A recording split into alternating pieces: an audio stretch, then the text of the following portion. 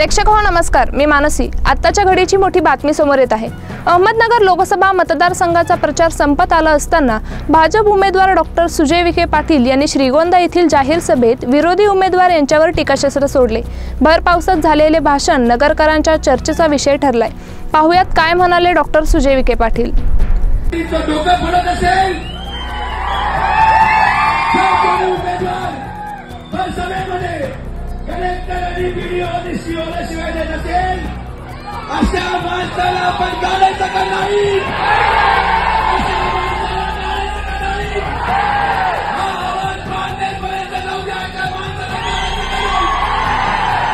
या मोठ्या बातमीसह इथेच थांबूया, मात्र तुम्ही पाहत रहा न्यूज 24 सह्याद्री।